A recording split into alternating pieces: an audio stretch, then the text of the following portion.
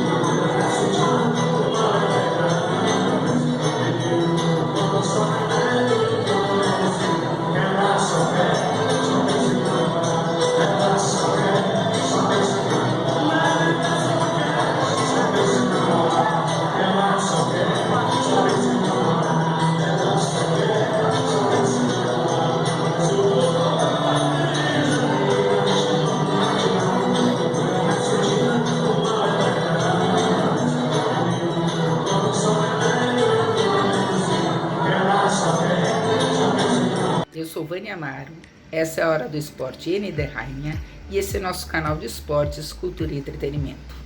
Logo depois da vinheta, aguardo vocês.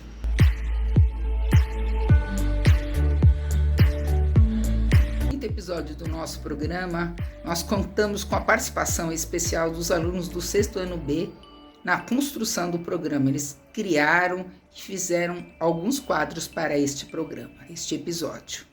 Também teremos a entrevista com o nosso ex-aluno e atual médico, Dr. Daniel Zaidan. E por último, a nossa atração musical com a Vipri. Olá! Bom, hoje estamos eu, Alice, Sofia, Fernanda e Yasmin, do sexto ano B, para falarmos sobre mulheres no esporte. Em grande parte do mundo, o simples fato de ser mulher é um desafio muito grande. Pouca inserção no mercado de trabalho, cargos, salários desiguais aos dos homens, poucas oportunidades, falta de respeito, violência, feminicídio, assédio e entre tantos percalços que fazem parte da vida das mulheres até hoje. Você provavelmente já deve ter escutado que esporte não é coisa de mulher. Mesmo que hoje essa frase pareça absurda, ainda é pronunciada por alguns. Esse absurdo vem lá da Grécia Antiga, onde acreditava-se que as mulheres ficariam masculinizadas com exercícios, além de não terem condições físicas para a prática de esportes. Por exemplo, Marta é uma grande jogadora de futebol.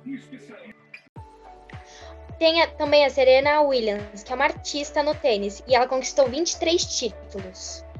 Ou a Hortência, que é uma das maiores jogadoras de basquete, que fez 3.160 pontos em 127 jogos. Por hoje foi só e esperamos conseguir vir uma próxima vez. E é isso. Um beijo. Tchau! Fala pessoal!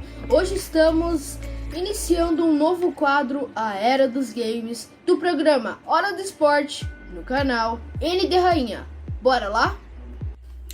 O primeiro jogo que vamos falar é o Fortnite, oficialmente criado pela Epic Games. Atualmente temos 14 temporadas, exatamente 14 temporadas, mas como os jogadores chamam, temporada 4 do capítulo 2. Teve 2 capítulos e que no capítulo 1 tivemos 10 temporadas, exatamente. E bom, o jogo quase faliu. Ele foi originalmente criado em 2011 e durante esse tempo, até 2017, a Epic estava passando por uma grave crise financeira, até que tiveram uma brilhante ideia que fez o jogo bombar, que foi o Battle Royale, que é o atual modo do Fortnite e que é dividido em 2 partes: competitivo, que é a arena, os campeonatos e etc. E o For Fun. For Fun é uma pessoa que joga Fortnite por diversão e por isso que tem as partidas normais e o Festa Royale. O Fortnite está disponível em quase todas as plataformas, menos na Apple por causa da briga que teve entre a Apple e a Epic Games. Então, essa foi a minha parte sobre o Fortnite e agora eu vou passar para o Henry, que está falando do jogo rival Free Fire. E aí galera, agora eu vou falar sobre o Free Fire. O Free Fire é um Battle Royale para celular, por isso ele ficou muito famoso. O Free Fire não é o primeiro Battle Royale. O primeiro Battle Royale surgiu em vários servidores de Minecraft. E também existe uma briga entre Free Fire e Fortnite. Por quê? Porque o Free Fire é de celular, então é mais fácil para jogar. E o Fortnite é principalmente para PC e console, mas você não vai levar um PC assim, um teclado e ficar jogando, nem um console, né? Os jogos têm vários patrocinadores, como os times tipo Flamengo, Corinthians, La Casa de Papel, Dialog, etc. O jogo está gratuito para mobile. E falou! Olá pessoal, hoje eu vou falar sobre o jogo Rocket League. O jogo Rocket League foi disponibilizado gratuitamente para console e PC no dia 23 de setembro. O jogo se resume em esportes com veículos em equipe, por exemplo, futebol e basquete. Os veículos podem ser customizados com itens ganhos na partida, ganhos em desafios concluídos ou comprados na loja. Tchau! O jogo Among Us se resume em uma nave com uma tripulação que tem que expulsar o impostor antes que elimine todo mundo. O impostor pode sabotar as tarefas ou mentir nas reuniões, atrapalhando os tripulantes. Os tripulantes podem voltar para alguém sair da nave. O jogo no PC está por R$10 e no celular está gratuito. Olá pessoal, eu sou o Gustavo Vidal e hoje eu vou falar sobre o jogo Tom Clancy's Rainbow Six Siege. Ele foi lançado no dia 7 de abril de 2015. O jogo feito pela empresa Ubisoft. O jogo consiste em uma partida de 5 jogadores contra 5 jogadores. Uma equipe são os atacantes e a outra os defensores. Os atacantes têm o objetivo de plantar a bomba e os defensores de desativar a bomba. A cada temporada é lançado um novo agente e um novo mapa. Cada agente tem o seu poder especial. Tchau, foi isso. Agora eu vou falar sobre os esportes de videogame. Os esportes têm origem no início da década de 70, com a realização das Olimpíadas Intergalácticas de Space War, nos primeiros jogos de computador, na Universidade de Stanford, na Califórnia. 8 anos mais tarde, em 1980, a Atari organizou o Space Invaders Championship, a primeira competição de esporte em larga escala, com aproximadamente 10 mil participantes. Os principais jogos competitivos da atualidade são Counter-Strike, Fortnite, Free Fire e League of Legends. Como todos sabem, os consoles PS4 e Xbox One vão perder seu lugar para o PS5 e Xbox Series X. Mas qual é o melhor? Qual tem mais exclusivos e qual será o preço no Brasil? Então Pedro já pode falar sobre o PS5. Agora eu vou falar sobre o PS5. O PS5 tem mais exclusivos e uma melhor capacidade gráfica. Ele tem o mesmo preço do Xbox Series X, que é R$ 4.999. Aí galera, como o Pedro falou sobre o PS5, agora eu vou falar sobre um pouco do Xbox Series X.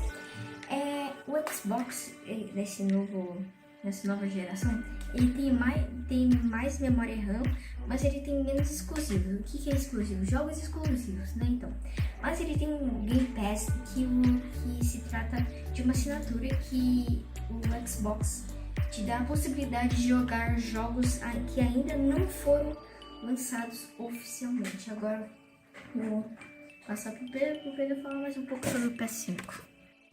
Entre o PS5 e o Xbox Series X, nós escolhemos o PS5 pelos exclusivos e pela melhor qualidade gráfica. Alguns dos jogos exclusivos anunciados para o PS5 são Spider-Man Miles Morales, Demon's Souls Remake, Ratchet & Clank Rift Apart, Horizon Forbidden West, Gran Turismo 7 e Returnal. Oi pessoal, foi isso. Nós vamos deixar 2 cards para vocês votarem qual vocês acham os melhores consoles entre PS5 e Xbox Series X. Bom pessoal, e outra, devemos fazer outro episódio do quadro Era dos Games? O que vocês acham? Deem suas opiniões pra gente, nós adoramos, vamos receber muitas opiniões e isso nós vamos gostar. Espero que vocês queiram mais episódios e falou! Agora uma surpresa para vocês, o vídeo da nossa aluna Raíssa, que faz maquiagens simplesmente maravilhosas. And that silly little creature isn't wearing his ring. And she doesn't play piano Or dance or sing. No, she doesn't compare. But she still breathes air. Who cares? Unimportant. Overrated. Overblown. If only he could see how special you can be. If he only knew the you that we know.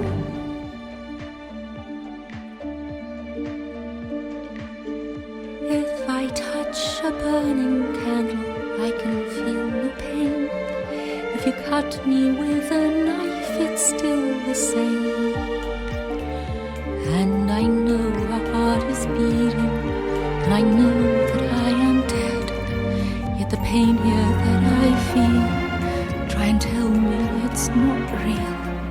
And it seems that I still have a tear to shed. Tenho certeza que vocês vão adorar a entrevista de hoje com o nosso ex-aluno e atual doutor Daniel Zaidan. Amo essa família, amo esse garoto, espero que vocês curtam muito essa entrevista e tudo que ele contou pra gente. Grande beijo. Só um momentinho, Dan. Aí, tá gravando já. Então vamos lá, boa noite, galera. Estamos aqui mais uma vez no quadro Conhecendo Melhor. Hoje o entrevistado dessa noite é o nosso ex-aluno do Colégio Notre Dame Rainha dos Apóstolos, Daniel Zaidan. Seja muito bem-vindo, Dan. Fique à vontade para responder aí, tá? Sinta-se em casa, literalmente, tá bom? Obrigado. Agradeço o convite. É um prazer estar participando aí com vocês, matando as saudades. E vamos lá. Então vamos lá, então. Primeira pergunta, Dan. Fala seu nome completo para nós. É Daniel Zaidan dos Santos. Sua idade? Tenho 24. Fala a sua profissão para nós, quem não te conhece. Eu sou médico, eu me formei ano passado pela Unicamp, Universidade Estadual de Campinas. Saí direto do Rainha para entrar na faculdade, com 17 anos, super novo. Mudei de casa, mudei de cidade e foi uma experiência incrível, assim. E me formei ano passado, agora estou começando a atuar aí na área de especialização que eu escolhi, na pediatria. E no meio de uma pandemia, né? Igual a gente tava conversando agora um pouco antes de gravar. Mas estamos aí. É desafiador, mas está sendo bem recompensador, assim. Ah, imagino. E você sempre quis ser médico ou durante algum tempo virou a chavinha aí? Então, é engraçado porque os professores do Rainha, inclusive, testemunharam vários períodos meus aí de crise de profissão, né? Eu sempre gostei muito de tudo e eu gostava muito de estudar todas as coisas e eu achava tudo muito legal. Então, quando eu comecei a ter física, biologia, química, eu fiquei fascinado. Falava pra Josemar, que era a nossa professora de física na época, que eu queria fazer física, que eu queria ser perito criminal, tipo, nada a ver com o que eu faço hoje. E aí, mas assim, as minhas irmãs são da área da saúde e desde pequeno eu gostava de pegar os livros delas e ficar dando uma olhada, né? E então o interesse eu sempre tive pela área da saúde, tanto da parte do técnica, do conhecimento, quanto da parte vocacional, do que as profissões faziam e do tipo de atendimento que se prestava, do tipo de relação que se tinha. E eu sempre soube, apesar de tudo, que eu gostaria de trabalhar com pessoas. Eu não gosto de trabalhar com uma coisa mais burocrática, de administrativa, de escritório, nunca foi meu perfil. Eu sempre gostei de ter uma interação com pessoas e eu sabia sempre que era uma ótima opção. Aí, no segundo para o terceiro ano do colegial, eu ainda estava em dúvida, mas eu sabia que era a área da saúde, ficava horas e horas procurando sobre os cursos, ficava horas e horas vendo vídeo no YouTube da vida, da realidade dos profissionais para poder decidir. E eu sabia que eu ia querer prestar medicina, mas no segundo para o terceiro ano eu tinha muito medo de prestar e não passar. E aí, os cursos no vestibular. E aí, quando souberam que eu tinha me inscrito para outros cursos, ligaram um pouco comigo e falaram, não, se inscreve para medicina, né, que é o que você quer, e tenta, e vamos ver o que dá.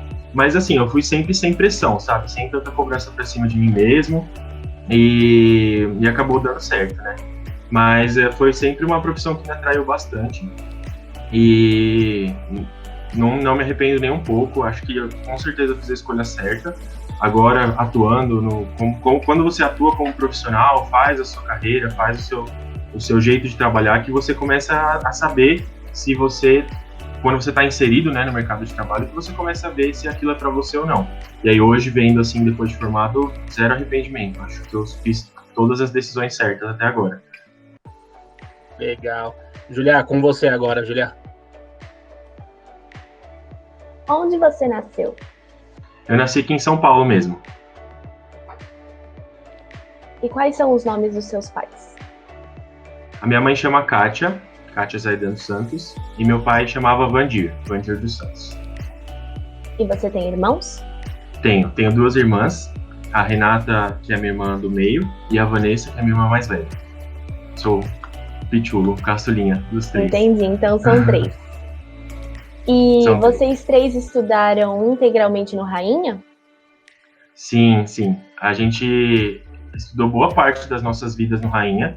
Eu estudei de 2003 a 2014, então fiz todo o ensino fundamental e todo o ensino médio do Rainha.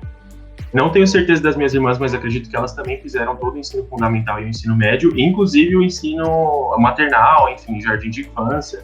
Toda essa parte elas fizeram no Rainha. Eu fiz o ensino fundamental e o médio completo. Entendi. E você era bom aluno lá no Rainha? Modéstia à parte, eu era, assim. Eu gostava bastante de estudar e eu era bom aluno, assim. Gostava muito. Então você acha que estudar no Rainha te deu uma boa formação para hoje você exercer a função que você tem?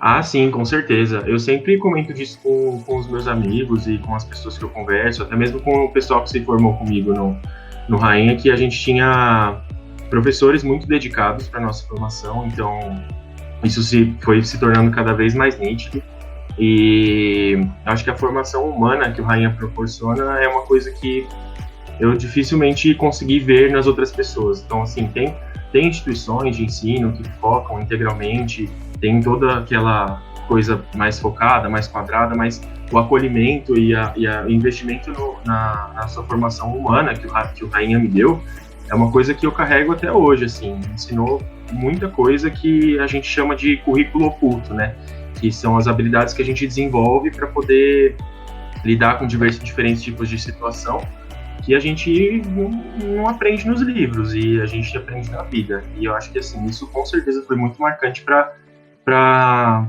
tudo que aconteceu na minha vida. Deixa eu fazer uma partezinha aqui. Daniel, conta pra gente como essa relação de amizade, né? O Rainha, você é um cara que sempre teve muitos amigos por onde passou, mas o pessoal do Rainha, ele é inseparável, né? Sempre estão juntos, né?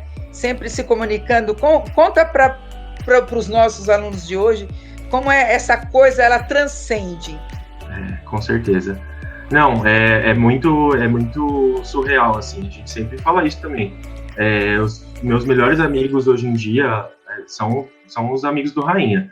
E eu tenho contato com eles até hoje, não é tipo contato da gente se falar uma vez por mês, não, a gente se fala todo dia, a gente estava se falando agora, antes de eu entrar aqui no ar, contando para eles tudo, e a gente se manda mensagem o dia inteiro. E o mais legal é que, assim, todos os meus amigos mais próximos, cada um seguiu uma área. Então, cada um adquiriu uma visão de mundo diferente, adquiriu uma bagagem diferente, mas quando a gente se junta, quando a gente se encontra, é exatamente a mesma coisa, como se a gente voltasse uns 10 anos do tempo e a gente estivesse no recreio de novo, conversando e brincando no intervalo de aulas, e é uma coisa que durou por muito tempo e realmente é uma coisa que é bastante a marca, assim, do nosso colégio, né? A gente era todo mundo muito próximo, e hoje, vendo também pelo exemplo das outras pessoas, todo mundo consolidou grandes amizades nessa época, né? Todo mundo acabava formando uma família mesmo. Para você entrar na faculdade de medicina, você teve que fazer algum cursinho? Então, eu não queria, quando eu entrei no terceiro ano, eu optei por não fazer nenhum cursinho integral ao longo do ano. Eu tava contente com a minha vida do jeito que estava acontecendo, eu não queria adicionar horas a mais de estudo, cargas a mais psicológicas, me submeter a um estresse que eu não estava preparado, que eu não tinha maturidade de lidar naquele momento. Mas assim, eu sempre, toda vez que alguém me faz essa pergunta, eu falo que isso é uma opção muito individual. Tem gente que sabe lidar com isso muito bem e opta por fazer cursinho, e tudo bem, mas assim, naquele momento eu sabia que não era o que eu queria. Aí eu optei por não fazer um cursinho, mas eu também fiz a minha preparação individual. Eu comprei umas apostilas com questões de prova, com macetes de vestibular, eu sempre estudava muitos conteúdos das aulas, então eu já tinha uma certa bagagem dos conteúdos aí desde o fundamental até o médio, e aí o meu terceiro ano foi só lapidar isso e focar no vestibular. E então eu me dedicava bastante pro colégio, e aí eu fazia um extra que seria resolver questões, resolver provas, pegar os macetes de vestibular. E no começo eu não fiz nenhum cursinho, eu estudava por conta mesmo. E eu fui fazer um cursinho só no final, quando eu descobri que eu tinha pontuação para passar para a segunda fase. No dia seguinte, inclusive, eu fui e me matriculei num preparatório para a segunda fase. E aí foi uma duração de um mês mais ou menos, que aí eles te ensinam todos os macetes para a segunda fase, que é todo um esquema diferente de redação de prova, de redação de resposta, que eram coisas que eu não estava tão habituado assim e teoricamente, e realmente eu não tinha focado tanto. E foi um reforço muito bom e me ajudou bastante também. Então eu fiz esse um mês mais ou menos de cursinho bem no final, na véspera da segunda fase aí. E esse cursinho era onde? Qual era? Era o cursinho Ângulo da Rua Tamandaré, fica pertinho ali do Rainha. Foi muito bom, inclusive. Achei muito bom. Leandro, com você agora.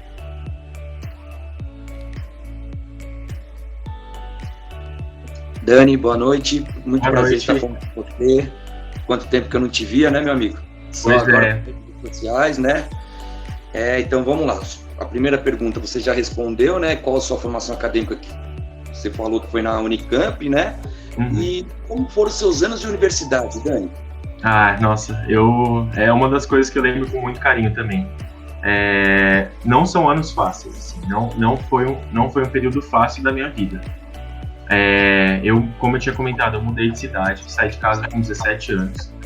Não é uma idade exatamente que a gente tem a maturidade completa para poder lidar com todas as adversidades de você morar sozinho, de você morar fora. Mas, ao mesmo tempo, isso te proporciona um crescimento que você dificilmente vai ter se você não tiver essa experiência.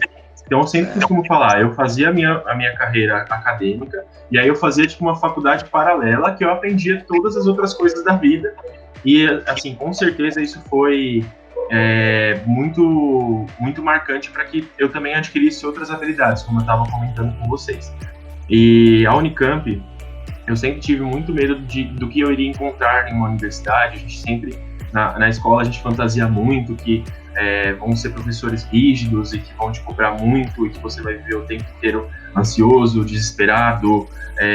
A gente fantasia muito, né? A gente tem nossos medos, tem nossas ansiedades, mas a Unicamp realmente também foi uma família para mim. E a gente, por ser uma universidade muito plural, a gente acaba consolidando também alguns contatos, algumas amizades muito plurais. Então, eu fiz amigos que também, na universidade também, que eu considero tanto quanto meus amigos de escola. Parece que a gente se conhece há muitos e muitos anos. E o fato de ser uma universidade que tem uma característica de muitas pessoas virem de fora para estudar, a gente só tem a gente mesmo. Então, a gente cria uma família lá dentro também.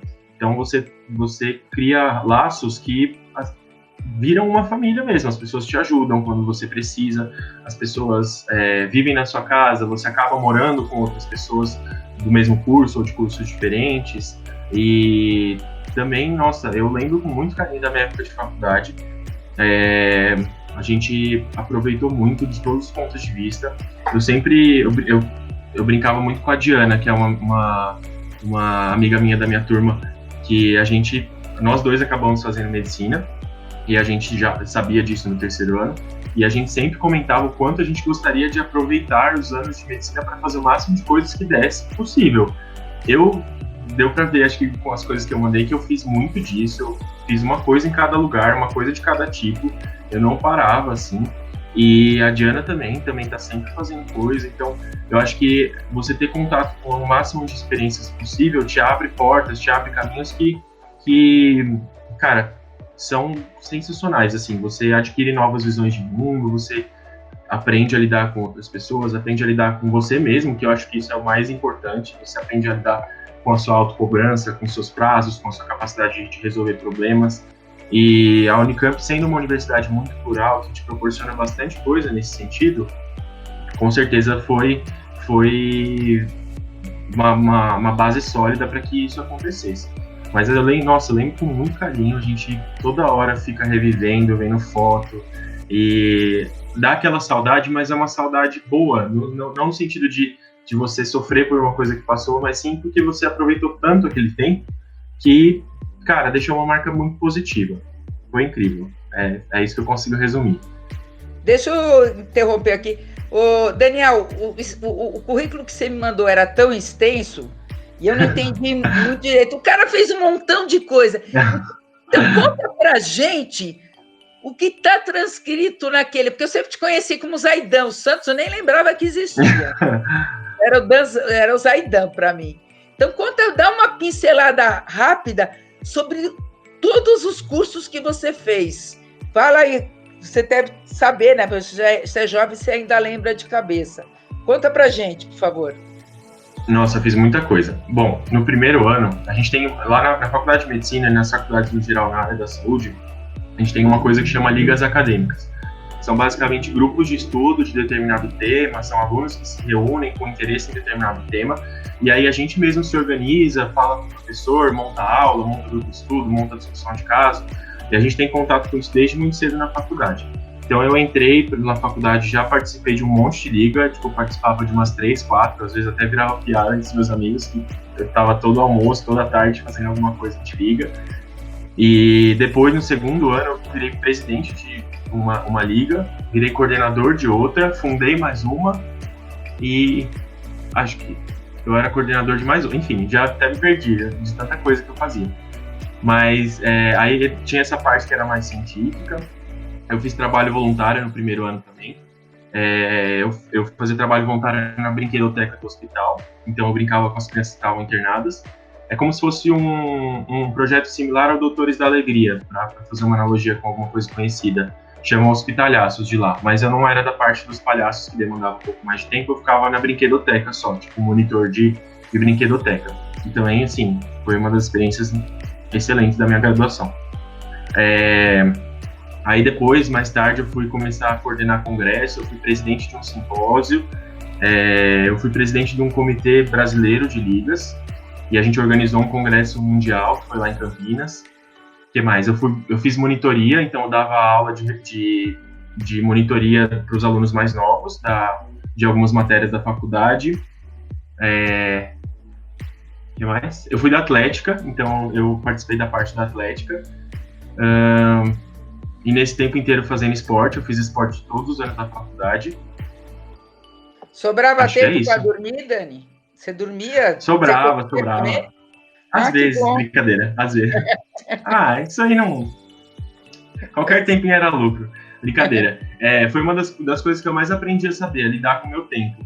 E hoje em dia, vendo, parece que quanto mais tempo eu tenho de sobra, menos produtivo eu consigo ser. Então, nessa época que eu tinha 15 coisas para fazer ao mesmo tempo, eu sentia que eu era mais produtivo do que quando eu estava sem nada para fazer, e eu tinha só de estudar, e eu tinha um rendimento, às vezes, até pior, porque a gente adquire uma capacidade de lidar com as coisas para fazer. Os meninos que são do Grêmio devem saber disso, né? Devem ter percebido isso. Quanto mais coisa você tem para fazer, mais você fica mais espertinho, né, para poder encaixar as coisas no seu tempo e não sofrer com isso. Então, eu conseguia, assim, administrar as minhas coisas, conseguia voltar de final de semana para casa sem culpa. É bom também fazer isso, eu recomendo bastante. Dentro do possível, né? Também não vai se matar para poder.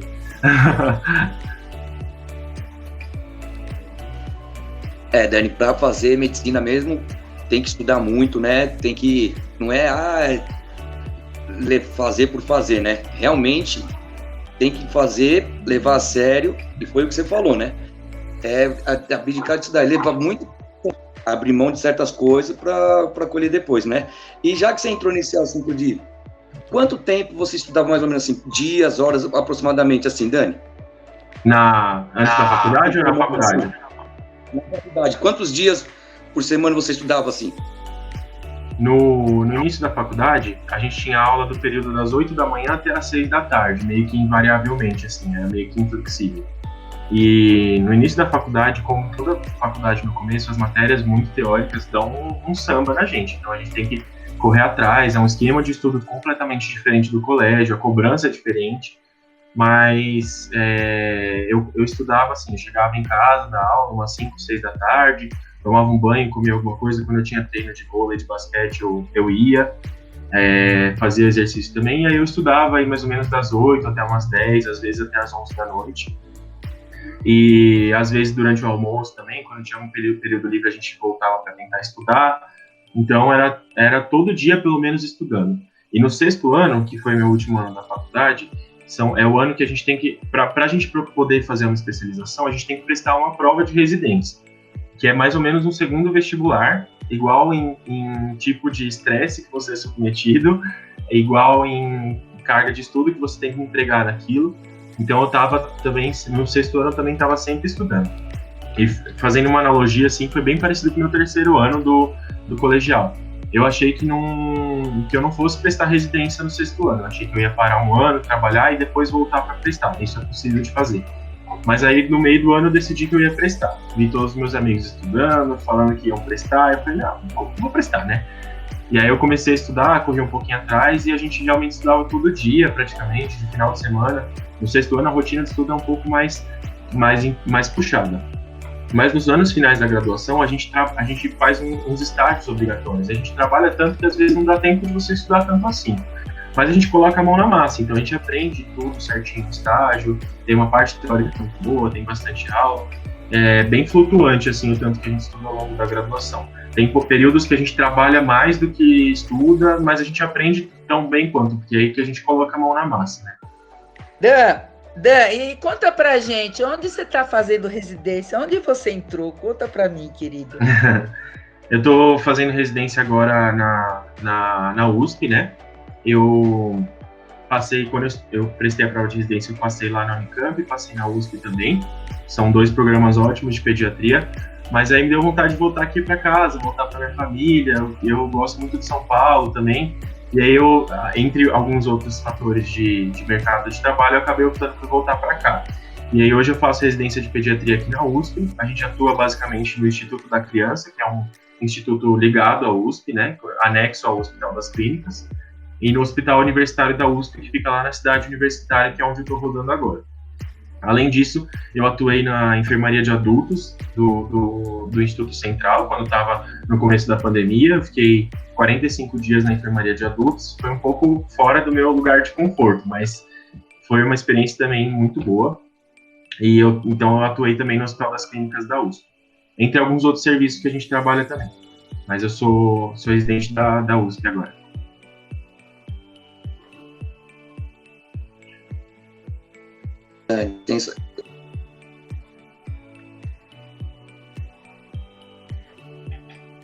Lê, tá desligado. Tá desligado.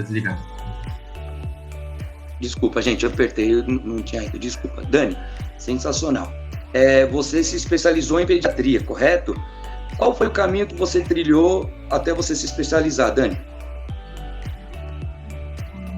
Eu tô no primeiro ano de especialização agora. São 3 de pediatria geral, tem um longo caminho aí pela frente ainda. O caminho foi bem parecido com o que eu fiz no colégio, de ficar passeando por todas as coisas e depois no final decidir. Como eu tinha comentado, acho que a experiência que mais começou a me introduzir na pediatria foi ter trabalhado no serviço voluntário, na brinquedoteca da enfermaria da pediatria lá da Unicamp. E foi ali que eu falei, poxa, cara, isso aqui é muito legal, é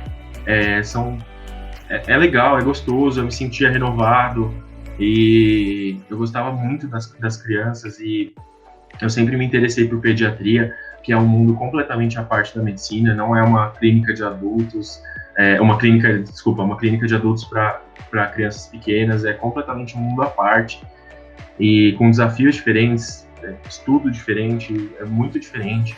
E aí, desde o terceiro ano da faculdade, que é mais ou menos na metade da faculdade, que a gente começa a ter o contato com a prática clínica, eu sempre me interessava mais pelos dias que a gente ia para pediatria, apesar de gostar muito do resto também. No quarto ano, quando a gente começa a atender em posto de saúde, os dias de pediatria eram os dias que eu ia mais feliz e os dias que eu voltava, tipo, poxa, cara, é isso que eu quero pra vida. Não que os outros eu não gostasse, muito pelo contrário, eu gostava muito das outras especialidades também. Até a Vânia estava comentando, eu fiz muita coisa na faculdade de cirurgia do trauma. E assim, eu nunca tive uma pretensão de fazer cirurgia geral, nem fazer cirurgia do trauma, uma pretensão de verdade. Mas era uma coisa que eu completamente achei que eu não ia ter afinidade nenhuma, que eu acabei entrando no mundo e tive tanta afinidade que eu coordenei um monte de projeto na área.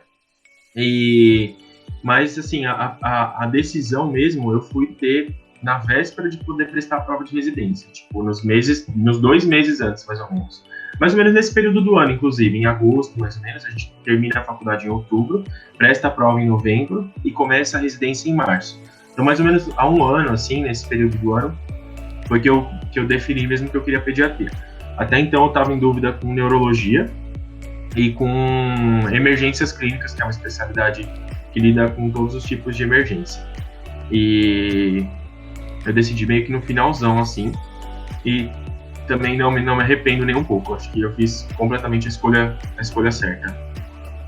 Ô Dan, uma parte aqui. Qual a diferença? Você já tratou adulto e criança. Qual a diferença de você lidar com o paciente adulto e paciente criança? Porque o criança, ela às vezes ela não sabe falar o que sente. Então é uma coisa mais de sensibilidade, mas eu acho que, imagino que seja mais de toque. Você tem que estar ligado tem que ter muito conhecimento, eu acho, científico do assunto, né? Da profissão. Então conta como é essa diferença entre lidar com o paciente adulto que vem e fala o que sente e a criança que você meio tem que descobrir a fórceps. É muito diferente mesmo. Eu costumo brincar que a principal diferença é que as crianças obedecem muito mais do que os adultos, por incrível que pareça. Porque, assim, a criança, ela tem o pai e a mãe para ajudar a fazer o que você recomenda, né?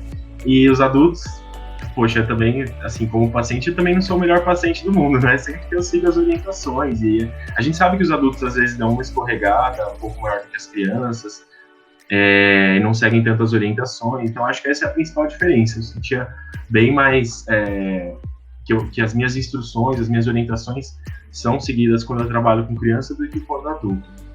Mas eu acho que é exatamente isso que você falou, Vânia. Acho que esse é um dos pontos principais, a sensibilidade que você tem que ter para lidar com criança. Não é todo mundo que tem essa paciência, essa sensibilidade.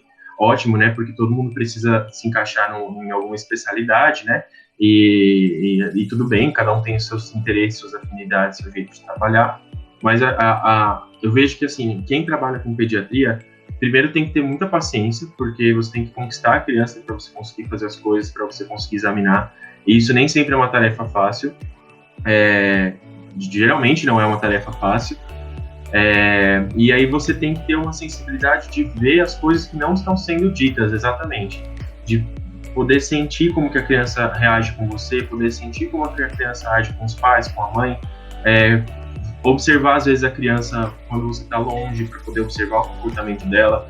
São sutilezas que às vezes, muitas das vezes no adulto, você não tem tanta importância, não requer tanto, porque é exatamente isso que você falou, o adulto fala, o adulto mostra, o adulto tem um jeito diferente de expressar o que ele está queixando, e a gente aprende uma coisa muito importante, que é sempre confiar nas mães, né? Hoje tem muitos profissionais que colocam que negligenciam muito as queixas das mães, que acham que tudo é muito frescura, mas assim, hoje, com poucos meses de formado, eu vejo que às vezes elas são melhores médicas do que a gente. Elas sabem ver as coisas muito melhor do que a gente, elas veem coisas que a gente não vê. Então a gente sempre tem que confiar muito no relato das mães. Eu acho que isso é o principal. Você nunca pode negligenciar o relato de uma pessoa que está 100% do tempo com aquela criança, que conhece aquela criança muito, muito, muito melhor do que você que está vendo ela naquele momento. E é um esforço sempre de você não negligenciar o que está sendo dito, o que está sendo trazido de preocupação daquela mãe, né? E você trabalhar aquilo de forma que também a deixe tranquila, aliar o seu conhecimento com a percepção das mães, dos pais, dos cuidadores, e para que você consiga alcançar uma comunicação efetiva, um tratamento efetivo, e todo mundo sai ganhando, né? Médico, paciente, família, todo mundo tem que sair ganhando, não pode só um lado sair ganhando. Mas realmente é muito diferente. Eu pude sentir isso quando eu estava trabalhando na enfermaria de adulto, lá no HC, e eu ainda dou plantão de clínica fora, em outros hospitais. E eu sinto muita diferença, parece que é uma chavinha diferente que eu tenho que ligar na minha cabeça, um outro tipo de raciocínio que eu tenho que ter, um outro tipo de exame que eu tenho que fazer, e parece mesmo, literalmente, que eu tenho que virar uma chavinha toda vez na cabeça, porque são mundos muito diferentes, de complexidades muito diferentes. A medicina é como um quebra-cabeça, né? Eu acho que o bom médico é aquele que presta atenção em tudo. É como o bom técnico no esporte, aquele que presta atenção em tudo e tenta enxergar lá na frente, ver o que está acontecendo, sabe? Então, eu acho muito interessante assim, e você está me mostrando uma maturidade, olha, que se eu tivesse filho, eu já seria seu paciente. Obrigado. É exatamente isso mesmo, a gente tem que trabalhar o tempo inteiro como se estivesse montando um quebra-cabeça, né? E é bem desafiador você aliar todas essas visões, especialmente na pediatria, a visão da mãe com a visão que você está tendo, com a visão que às vezes algum outro profissional do serviço te traz, fala, olha, eu vi isso, o que você acha? E também a área da saúde é uma área multiprofissional, né? Então a gente também tem que levar em conta todas essas percepções. E é literalmente isso, você viver o tempo inteiro montando um quebra-cabeça, que é uma atividade, assim, para quem gosta de investigar e tudo, é muito prazeroso de você fazer isso também, investigar e raciocinar, que é a grande base do que a gente faz, né? Basicamente é isso. E você já pegou algum caso muito complicado que você teve que, sabe, já nesse pouco tempo já pegou muitos casos assim? Nossa, muitos mesmo. Não existe nenhum caso simples, né? Eu acho que você tem que pensar muito o tempo inteiro. Então, aquele negócio de tratar o sintoma, de a criança chegar com dor e você dar um analgésico, então a criança chegar com alguma queixa e você resolver aquela queixa pontual, nunca é benéfico, né? Você tem que estar sempre pensando muito, você tem que estar sempre muito consciente, né? Eu tinha um professor que falava, e isso nunca saiu da minha cabeça, que a gente tem que sempre fazer o exercício da gente tentar sair da nossa própria cabeça e observar aquela situação como se você estivesse vendo de fora, né? Que eu acho que, exatamente como você disse, Vânia, é mais ou menos o que o técnico de esporte tenta fazer, analisar aquela situação como um todo ali. Às vezes você tem que sair um pouco do calor do momento, parar um pouco para analisar de fora, ter um panorama geral. E sendo a Unicamp e a USP, que são os lugares que eu tive contato, centros de referência, de encaminhamento de casos que ninguém nunca sabe o que deu, e encaminham para a gente poder investigar e resolver, eu já tive contato com inúmeros casos de muito desafiadores, que às vezes a gente tem que parar e sentar. Putz, isso não está fazendo sentido, vamos sentar, revisar o prontuário, conversar de novo, examinar de novo, olhar tudo, e às vezes a gente faz diagnóstico nessas mesmo. Você para, pensa um pouquinho, olha tudo de novo, vê um exame que você esqueceu de olhar, interpreta alguma coisa de novo, examina mais uma vez, direcionado para outra coisa.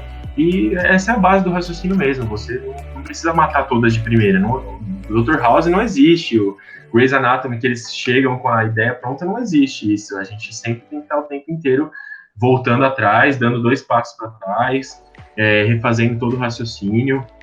Mas, assim, inúmeros casos muito desafiadores mesmo. E isso é muito gostoso de fazer, porque, especialmente em hospitais de escola, como que são os que eu trabalhei, que tem profissionais muito experientes para te ajudar a dar uma visão, a dar um direcionamento. Como residente, a gente tem uma autonomia maior de lidar com o nosso paciente, mas sempre com a mentoria, com a orientação de pessoas mais experientes. A gente dificilmente está sozinho, né? Especialmente no R1, que é o primeiro ano de residência, que é o doutor. Dificilmente a gente está completamente sozinho. A gente conta sempre com a experiência de outras pessoas para te ajudar a chegar num diagnóstico. Ótima colocação, Dani. Eu vou ter a última pergunta aqui. Eu acho que essa daí faz bem sentido o que você acabou de falar. Eu acho que você escolheu ser pediatra, porque você tem um sobrinho pequeno, né? E recentemente fez até 4 aninhos, aliás, um lindo sobrinho. Você fez pediatria para poder cuidar dele também? Como você fala, o seu grudinho, né? Foi o aniversário dele esses dias, se eu não estiver enganado, né, Dani? Foi anteontem, segunda-feira. Parabéns para ele, viu? Tudo de bom para ele. Obrigado. Nossa... Não, eu não consigo ser pediatra dele, cara. A gente não dá pra ser médico da família, não. É aquele negócio, né? Casa de ferreiro, espeto de pau. E é literalmente assim, eu falo sempre pra minha mãe e pras minhas irmãs, olha, qualquer orientação, qualquer dúvida que vocês precisarem, eu tô sempre por aqui. Mas da porta pra dentro eu não consigo ajudar muito mais, não. Então, assim, quando precisa, óbvio, não vou negar, examinar quando precisa, então dar uma orientação específica pra minha irmã, pra minha mãe, para ajudar, claro, eu sempre dou. Mas, sem dúvida, eu acho que o contato com ele me fez ter certeza de que seria pediatria. Ele nasceu quando eu estava no meio da faculdade. Ele nasceu quando eu estava indo do 3º para o 4º ano, entrando na metade final da faculdade aí. Que coincidiu com o que eu tinha falado, que era quando eu estava começando a ter mais interesse. Então, parece que foi uma coisa bem providencial mesmo, porque, cara, eu gostava muito de passar o tempo com ele, e a gente... Eu era a última criança da minha família. Faz muito tempo que não tinha uma criança na minha família. Então eu tive que... Eu não tenho irmão mais novo, não tenho primo muito mais novo próximo e tal. Então eu tive que aprender também a lidar com crianças pequenas. E nesse aprendizado também que eu falei, poxa, legal, gostei disso aí. Vamos tentar aliar o útil ao agradável. Ele foi bem importante também para a minha escolha. Obrigado pela atenção, Dani. Imagina. E o microfone está com você agora.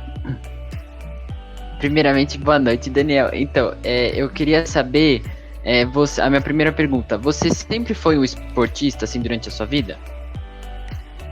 Não. Quem fez isso comigo foi a Vânia. É verdade. Yes!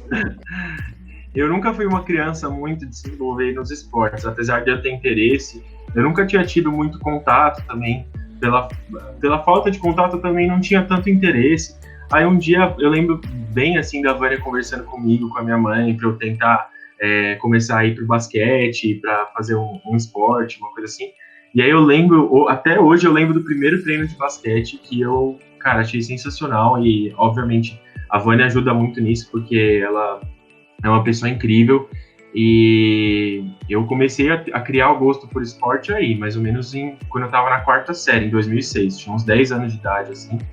E outra coisa boa que aconteceu nessa época foi que eu também, cara, comecei a criar um espírito de equipe e de...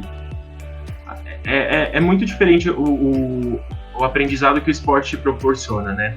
E eu comecei no basquete, assim, fiz uns 2 anos mais ou menos de basquete, e aí depois eu entrei no vôlei também, que foi o esporte que eu acabei seguindo por mais tempo aí durante a faculdade, inclusive sempre que dá a gente joga até hoje, e são esportes que ensinam muito a você a trabalhar em equipe, né? Especialmente o vôlei, que eu tenho um pouco mais de experiência. É um esporte que não é de tanto contato, mas você depende muito das pessoas que estão junto com você. Você depende de uma comunicação efetiva, você depende de estratégias que esteja todo mundo meio que alinhado ali. E eu comecei a gostar de esporte mesmo por causa da Vânia. Aí, Vânia, tô puxando sardinha pra você, hein? Cara, mas o Dan era assim, o Dani era um cara grande, ele era uma criança mais forte, ele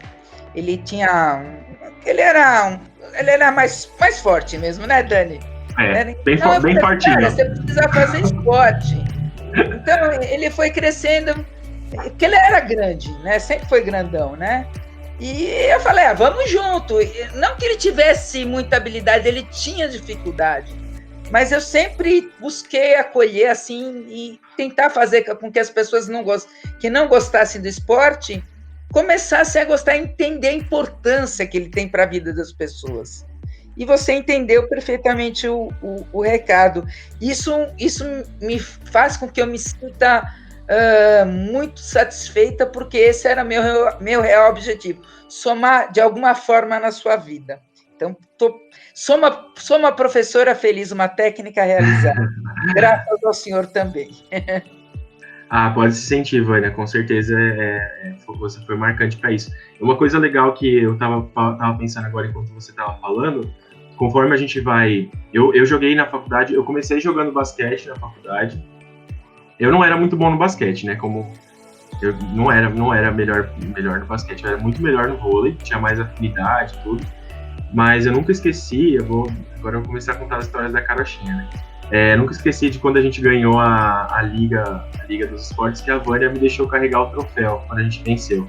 E, cara, eu não era o melhor jogador, de longe, eu não era o melhor jogador. E esse gesto pra mim foi tão importante que eu fico emocionado, assim, de verdade. A Vânia tinha uma dedicação com a gente que ela sempre estimulava para que a gente fosse além, sabe? E não só a Vânia, também o Moacir, a Mauri também. O Lê era mais do futebol, que era um esporte que eu realmente, desculpa, Lê, não conseguia, mas... Acompanhava no basquete, acompanhava vocês no basquete. Então, você acompanhava no basquete no começo, principalmente. E o Silvio também, e todos eles sempre estimulando a gente a ir além, a querer mais, sabe?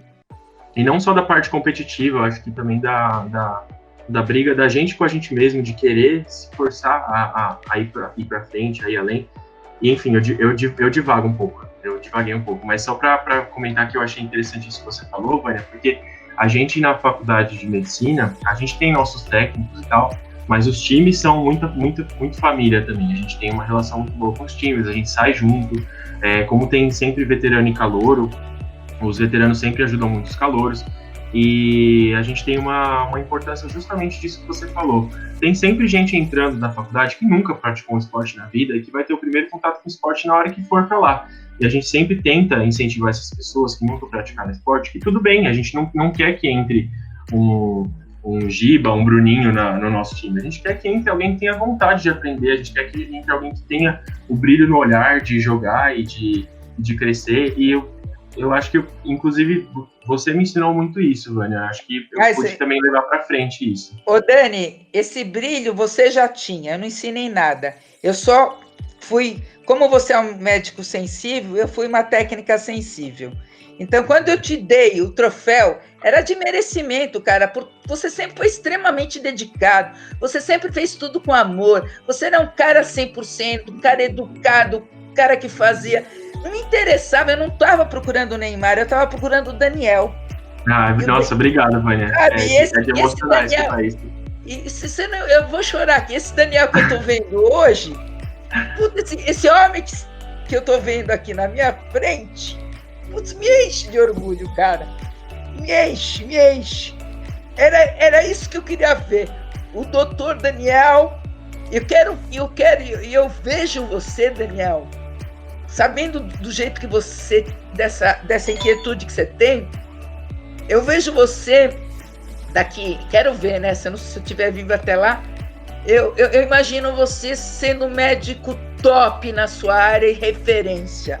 Eu tenho certeza que você vai ser isso na vida. Aquele que vai orientar muita gente e salvar muita criança. Então, cara, putz, você não sabe que legal. Desculpe de estar chorando, mas é muito legal. Eu agradeço. Sabe o orgulho que eu tenho, mas é muito legal. Obrigada, cara. Só tenho a agradecer. Eu só tenho a agradecer também, Vânia. Com certeza, vocês todos fizeram uma parte muito importante da minha vida. E eu agradeço de coração pelas palavras, de verdade. E, nossa, eu também tô emocionado aqui, tô segurando pra não chorar, né?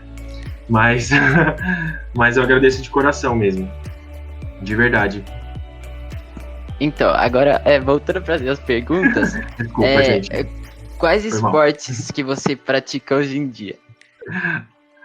Olha, hoje em dia, agora, nesse exato momento, é um pouco difícil de responder essa pergunta, né? Eu pratiquei até um pouco antes da pandemia, aí a gente se reunia para bater uma bola e tal. Agora, quando tudo normalizar, se Deus quiser, a gente volta a jogar. Eu tô agora correndo, eu gosto de correr, nada tipo profissional, de ter uma rotina de correr e tal, mas eu gosto muito de correr. Então, sempre que dá, eu corro um pouquinho, é um jeito de eu dar uma dispersada, de dar uma desestressada e tal. E no momento é o que eu tô fazendo. Eu gosto de fazer musculação também, academia. Mais pelo prazer mesmo do que pela estética de ficar lá. Enfim, mas eu gosto mesmo. Nesse momento não tá dando para fazer, mas era sempre uma coisa que eu gostava de fazer porque me trazia mais bem-estar, tanto psicológico quanto físico. E me ajudava a dispersar bastante, sabe? Liberar o estresse. Mas nesse momento agora eu tô fazendo muito pouco de atividade física. E como que você enxerga o papel do esporte na sua vida, tanto na vida da escola quanto na faculdade? São dois momentos diferentes, mas que tiveram um papel muito similar, né? Nem eu tava falando, no colégio, essa introdução aí ao mundo do esporte, tudo me proporcionou essas experiências incríveis aí de proporcionar um trabalho em equipe e de eu ter uma relação mais próxima com os meus colegas que eram do mesmo time e tal. E na faculdade, que nem eu tinha falado, a gente forma mesmo uma família dentro dos times, os times são muito próximos, os times dentro da nossa atlética são muito próximos, então a gente acaba tendo mais contato com... Quando a gente é calouro, a gente tem mais contato com os veteranos, então você acaba conhecendo muita gente, e quando você é veterano, você tenta, de certa forma, trazer isso mais para perto de quem está entrando mais breve, né? Acolher, mostrar mostrar o que é a faculdade, mostrar o que é o esporte, ajudar nas matérias também. Então, sempre trazendo muito desse trabalho em equipe, dessa disciplina, porque você precisa ter disciplina para poder treinar direitinho, conciliar os estudos, conciliar os treinos, conciliar os jogos. Te ensina muita disciplina e habilidade de trabalho em equipe, com certeza. Além de todos os outros benefícios, né? Agora, nossa atração musical. Ela não é só uma professora. Ela é uma artista na música. Professora Priscila.